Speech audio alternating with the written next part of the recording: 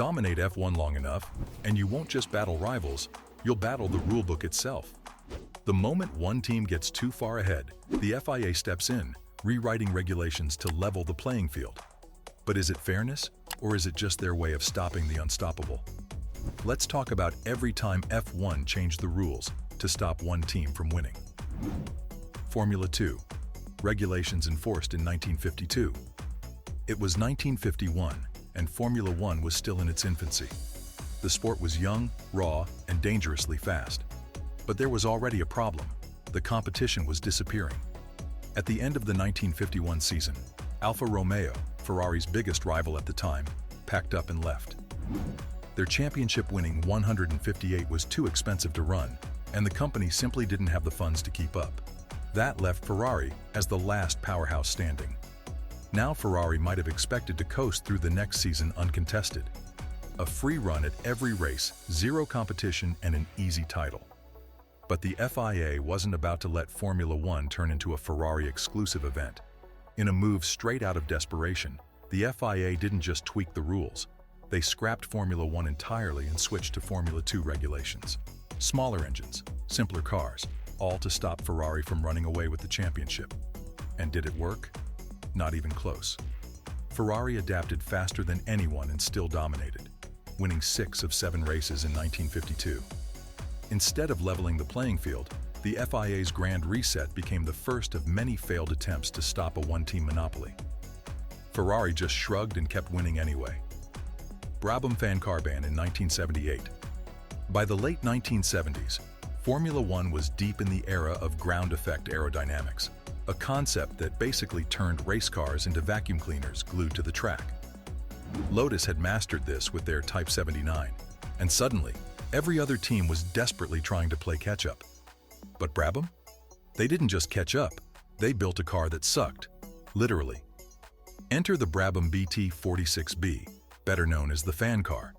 This car had a massive rear fan that sucked air from underneath, creating so much downforce that the thing looked like it was permanently stuck to the asphalt. It didn't just counter Lotus's advantage, it obliterated it. Naturally, this made the other teams very unhappy. Brabham brought the fan car to the 1978 Swedish Grand Prix, and it was a demolition job. Niki Lauda took an effortless victory, barely breaking a sweat. The car was so good that, at one point, Lauda reportedly backed off just to make it look a little less suspicious. The FIA obviously wasn't going to let it slide. The fan, they decided, was an illegal movable aerodynamic device. The ruling was controversial because technically, the car had passed scrutineering and was completely legal under the existing rules. But that didn't matter. The fan car was gone after just one race, kind of like your chances of seeing this video again if you don't hit subscribe now. Brabham, seeing the writing on the wall, withdrew it voluntarily. After all, when the FIA decides your car is too good, arguing isn't going to get you anywhere. This was one of the first major examples of the FIA banning something not because it was unsafe, not because it broke the rules, but because it worked too well. And, as you'll see in this video, it was far from the last time they did this. Lotus twin chassis ban in 1981. If there was one team that loved bending the rulebook until it almost snapped, it was Lotus. Known for brilliant yet controversial designs, they pushed the limits again in 1981 with the Lotus 88, a car that had not one, but 2 chassis. The first chassis handled suspension, while the second optimized ground effect, keeping the car glued to the track without technically breaking the new rules on sliding skirts. It was a loophole masterpiece. But rival teams weren't having it. They argued the second chassis was an illegal movable aerodynamic device, and the FIA, already exhausted from banning the Brabham fan car, wasn't in the mood for another headache. Before the Lotus 88 could even race, it was banned outright. No appeals, no second chances. This wasn't about safety or fairness. It was about stopping a car that was simply too smart for its own good. And if F1 history has proven anything, it's that when innovation pushes too far, the FIA will always push back. Ground effect aerodynamics ban in 1983. Throughout the late 1970s and early 1980s, ground effect cars had become faster and more dangerous, like we mentioned earlier. These cars weren't just quick, they were practically hovercrafts with wheels. They generated so much downforce that drivers could take corners at speeds that were shocking for the time. But there was a problem. When it worked, and when it didn't, well, things went horribly wrong. These cars relied on aerodynamic skirts to seal airflow under the car. But if those skirts failed, say from a small bump or curb, the car instantly lost all its grip, turning into a 1,500-pound missile with no brakes. Naturally, this led to some terrifying crashes, and by 1983, the FIA had seen enough. The solution? Ban full ground effect aerodynamics. From that season onward, all cars were required to have flat bottoms, which meant goodbye to insane cornering speeds and hello to teams scrambling for new ways to find grip. On paper, this was all about safety. But let's be honest, it was also about stopping certain teams from running away with the championship. Williams, Brabham, and Lotus had mastered ground effects better than anyone, and with this ban, they were forced back to square one. The entire competitive order was reshuffled. Some teams adapted better than others, and just like that, one of the most extreme eras in F1 history came to an abrupt end. Turbo engine ban in 1989. By the mid-1980s, turbocharged engines had turned F1 cars into land-based fighter jets, with qualifying engines pushing over 1,000 horsepower. Yes, you heard that right, 1,000. These cars weren't just quick, they were holding on for dear life. The problem? Only a handful of manufacturers could afford to develop these monstrous engines, and that meant whoever had the best turbo won. And in 1988, McLaren Honda took full advantage. Their MP44, driven by Ayrton Senna and Alain Prost, was so dominant that it won 15 out of 16 races. That's not just winning, that's erasing the competition. FIA, being the FIA, pulled the plug on turbos for 1989, forcing all teams to switch to naturally aspirated 3.5-liter engines. The idea was to bring back some balance. No more horsepower wars, no more spending wars, and definitely no more McLaren Honda running laps around the field. Did it stop McLaren? Not really. They still won the 1989 championship, but the era of turbocharged madness was officially over. Active suspension and electronic aids ban in 1994.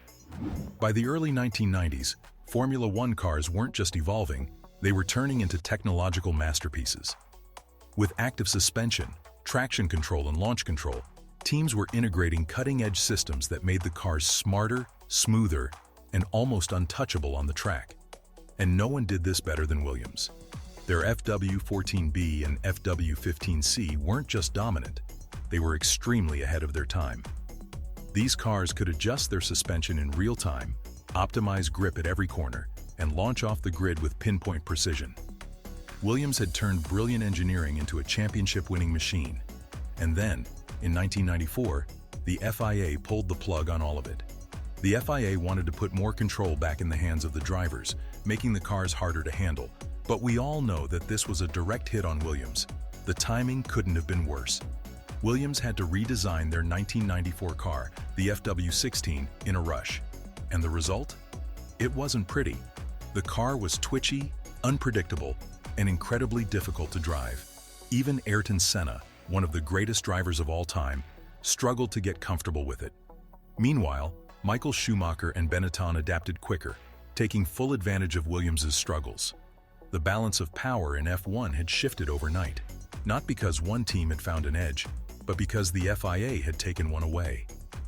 This was one of those game-changing rule changes, the kind that completely reshaped the sport. Point system change in 2003. By 2002, Michael Schumacher and Ferrari weren't just winning, they were making the rest of the grid look like a support act. The German superstar won 11 out of 17 races, wrapped up the championship with 6 races to spare, and probably had enough time to start planning his holiday before the season even ended. This wasn't just about having the best car, it was just that Ferrari had everything dialed in.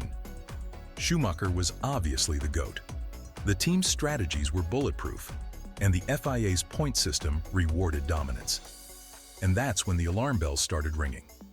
Fans and rival teams couldn't help but wonder if F1 had just turned into a one-man show.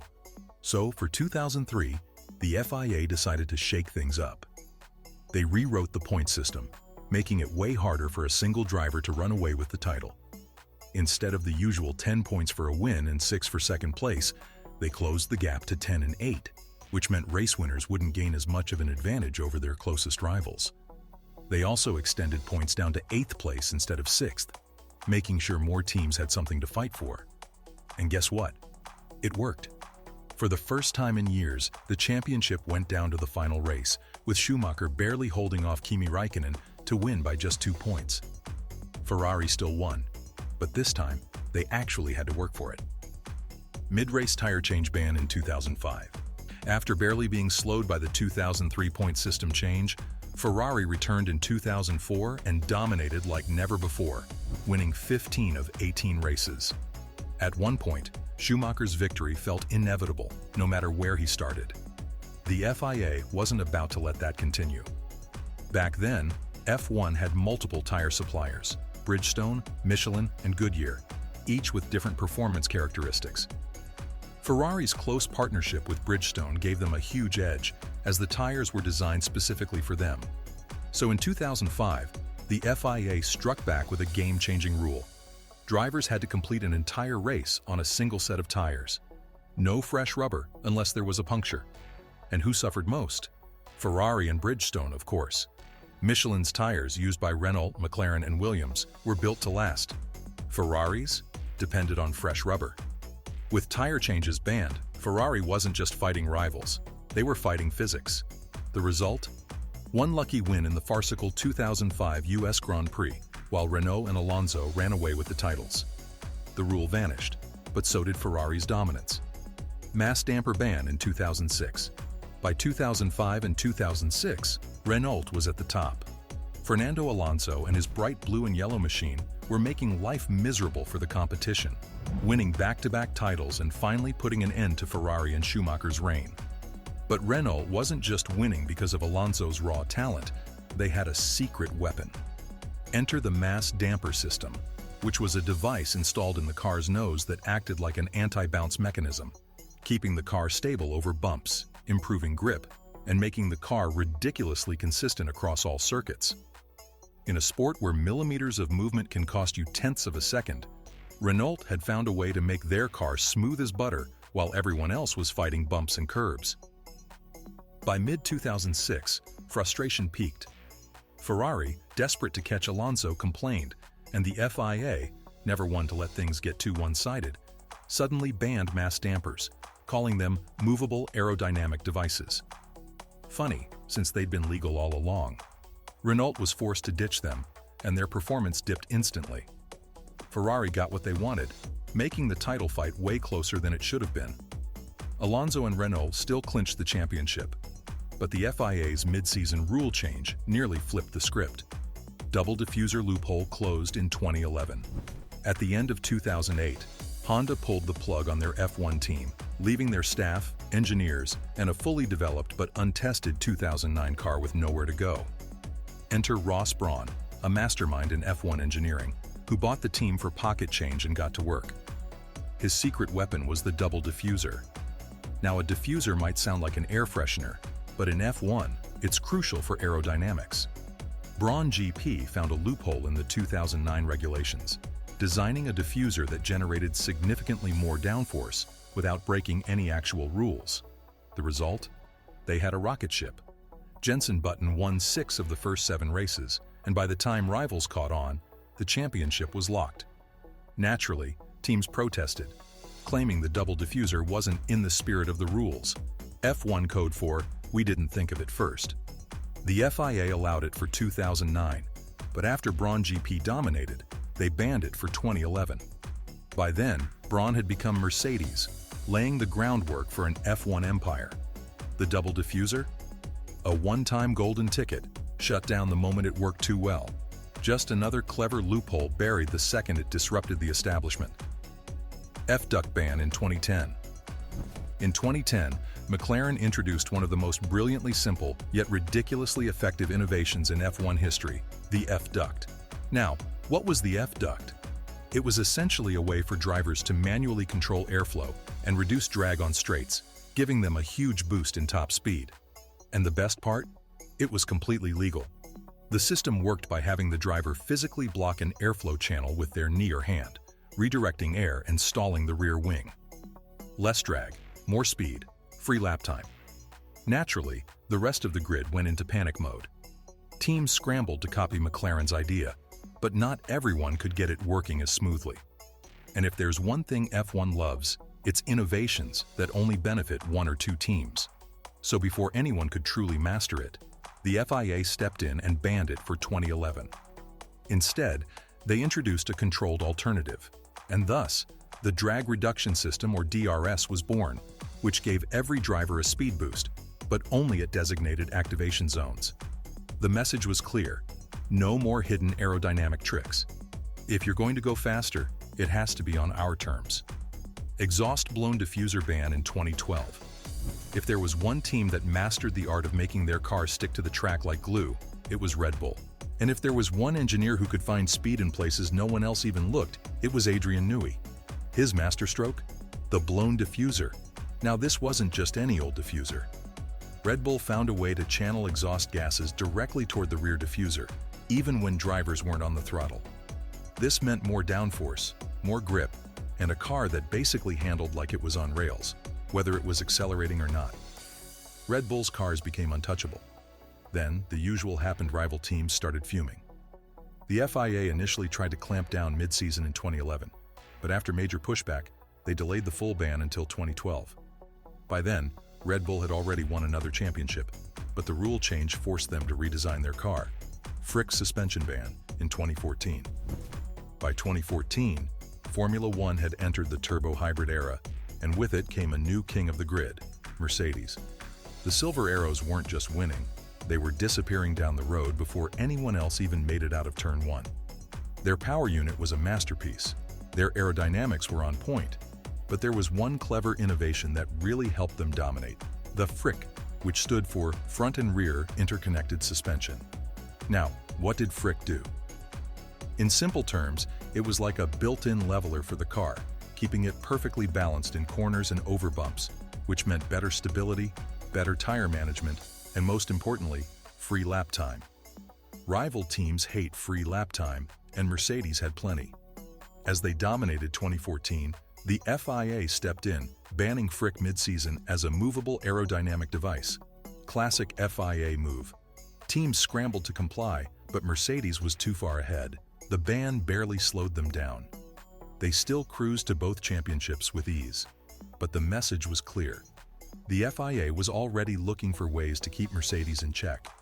And this was just the start of their battle to stop the Silver Arrows from turning F1 into their personal playground. Qualifying party mode ban in 2020. Mercedes' era of dominance reached a peak in 2020. Their W11 was an engineering masterpiece, widely considered one of the greatest Formula One cars ever built. It had brilliant aerodynamics, bulletproof reliability, and a power unit that made everything else look like it was running in eco mode. But what really set it apart was qualifying. Mercedes had a hidden weapon, which was a special qualifying engine mode known as party mode. This wasn't just a catchy nickname, it was a launch sequence for pole positions. Here's how it worked. During Q3, Mercedes would crank up the engine to unleash extra horsepower, giving them a massive boost just when they needed it most. One lap, full send, job done. Mercedes owned Saturdays. No matter how fast rivals looked in practice, the moment Q3 hit, they flipped a switch, found extra tenths, and locked out the front row like VIP seating. Complaints rolled in, calling it unfair, so mid-2020, the FIA shut it down. No more special qualifying modes. From then on, teams had to use the same engine setting for both qualifying and the race, forcing Merc to dial it back. Did it matter? Not really. Even without party mode, the W11 was so dominant that it steamrolled the competition anyway. DAS system ban in 2021. Speaking of the W11, it had one more trick which made it very different from the rest of the grid. Mercedes came up with something called the DAS, or the dual-axis steering, which was one of the most visually bizarre yet genius innovations in recent F1 history. During pre-season testing, cameras caught Lewis Hamilton and Valtteri Bottas pushing and pulling on the steering wheel, and suddenly, the front wheels were magically adjusting their angle. The DAS system allowed Mercedes to change the toe angle of the front wheels on the fly, giving them two major advantages: better tire management and improved cornering ability. Basically, it was like having an extra layer of control that no other team had. And when you're already winning everything in sight, that's not exactly something rivals want to see. DAS wasn't illegal under the 2020 regulations, which meant they could use it for the whole season. But the FIA, they weren't about to let this become a long-term thing. Before any other team could even think about replicating it, the FIA outlawed DAS for 2021. The official reason was that steering systems must have a fixed ratio, which is a fancy way of saying that they were closing that loophole before anyone else tried it. Mercedes still crushed the 2020 season, wrapping up both titles with ease. Aerodynamic floor changes in 2021. If banning DAS wasn't enough of a hint that the FIA was keeping tabs on Mercedes, 2021 made it even clearer. This time, the rule change wasn't about engines or steering tricks. It was about aerodynamics, and low-rake cars felt the impact the most. In F1, rake angle determines how much a car tilts forward. High-rake cars like Red Bull had a steeper angle, while low-rake cars like Mercedes and Aston Martin were much flatter. Mercedes had mastered low-rake aerodynamics since 2014, gaining straight-line speed and rear-end stability. So what did the FIA do in 2021? They cut sections of the rear floor, reducing downforce.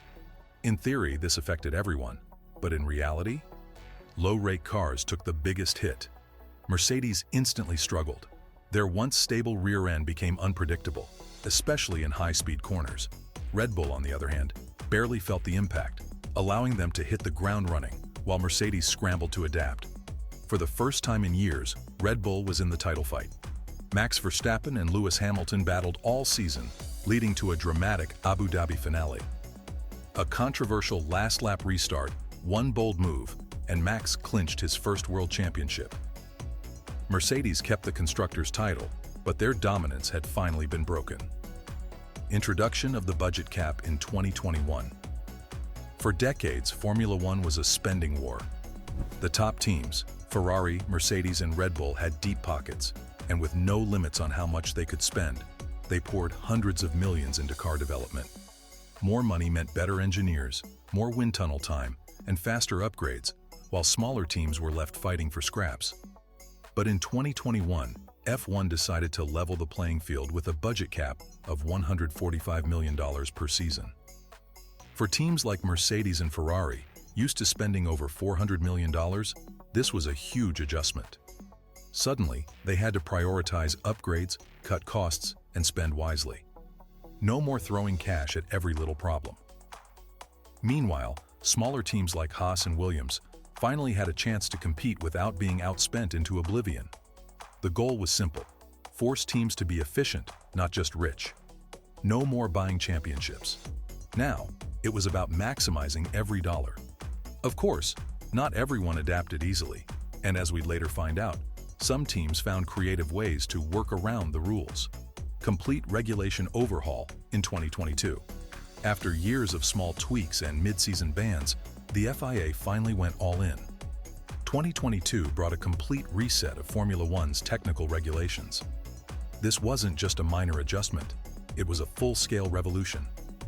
Ground effect aerodynamics returned, car designs were completely overhauled, and whatever advantage teams had built over the years were gone overnight. And no team felt it harder than Mercedes. After 8 straight constructors' titles, the Silver Arrows went from dominance to damage control. Their W13 was a handful and plagued with porpoising, making life miserable for Lewis Hamilton and George Russell. Meanwhile, Red Bull and Max Verstappen took full advantage, perfecting the new regulations faster than anyone. They surged ahead, while Mercedes scrambled to figure out what went wrong. Once again, the FIA hard reset the competitive order, proving that in F1, no empire lasts forever. Rear wing flexibility controversy in 2024. This one is fresh, so fresh that the FIA probably still has the paperwork on their desk. During the 2024 Azerbaijan Grand Prix, McLaren's MCL38 rear wing caught the attention of rival teams, commentators, and basically anyone with a slow-motion replay button. The reason? The bottom corners of the upper panel appeared to flex at high speeds, reducing drag in a way that looked suspiciously like a mini DRS effect, even outside designated DRS zones. Naturally, rival teams weren't happy. In F1, finding a loophole is called innovation, unless someone else does it. Then it's unfair. The FIA ruled McLaren's design legal, but still asked for changes in the name of regulatory clarity. McLaren complied, and just like that, another clever trick was shut down. In F1, thinking outside the box means the FIA is ready to seal it shut. So, will the latest rule changes finally stop Red Bull? Or will they find a way to stay ahead? Let us know in the comments. Like and subscribe for more F1 deep dives, because in this sport, nothing stays the same.